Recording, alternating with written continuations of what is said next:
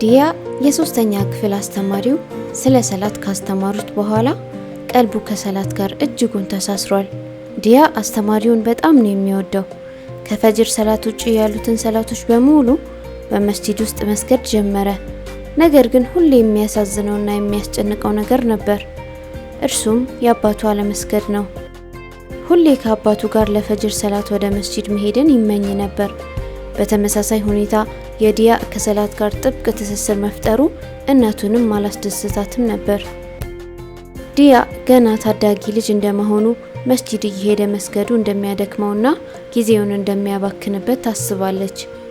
ዲያ ግን ሰላቱን በሚገባ ከመስገዱ ጋር ትምህርቱንም በአግባቡ ያጠና ስለነበር በእናቱ ሀሳብ ተስማምቶ ሰላት ከመስገድ አልተቆጠበም። እንዲያውም አባቱ እንዲሰግድ ለማድረግ ቆርጦ ተነሳ። አባቱ ሁል ጊዜ በሐዘንና በጭንቀት ውስጥ ሆኖ ለዲያ እናት በስራውና በጤናው በህይወቱ ስለደረሰበትና ስለሚያስጨንቀው ነገር ስሞታ ያቀርብላት ነበር። ዲያ መምህሩ እንደነገሩት በሱጁድ ላይ የሚደረግ ዱዓ አላህ እንደሚቀበል፣ ሐዘንን እንደሚያስወግድና ጉዳዮቹን ቀላል አድርጎ እንደሚያስፈጽም ያውቃል። ለዚህም አባቱ ሰላት እንዲሰግድ ደጋግሞ ከለመነው በኋላ አባቱ ለመስገድ ፍቃደኛ እንዳልሆነ ሲያውቅ አባቱ ሰላት እስከሚጀምር ድረስ ምግብ ላለመብላት ወሰነ። አባቱ ለእርሱ ያለውን ፍቅር ስለሚያውቅ ልጄ ከሚጎዳ እኔ ብሰግድ ይሻላል ብሎ እንዲሰግድ ለማድረግ አስቦ ነው።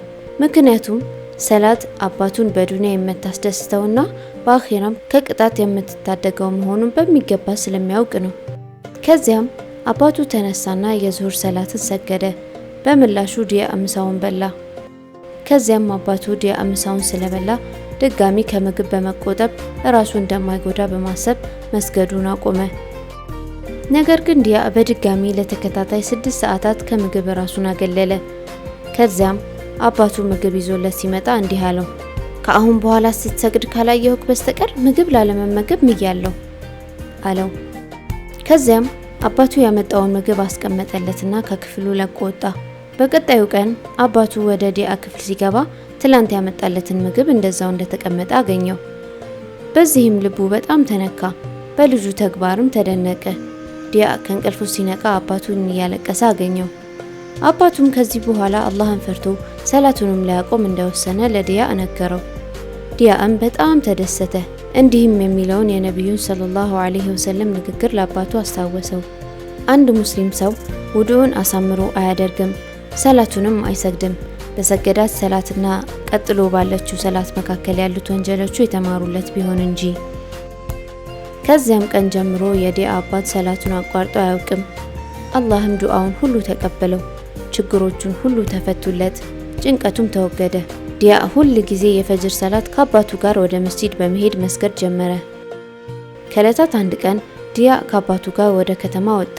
በመኪናቸውም እየተጓዙ ሳለ አባቱ መኪናውን በአንዱ የመንገዱ ጎን አቆመና አንድ ጉዳይ ለመፈጸም ከመኪናው ወረደ።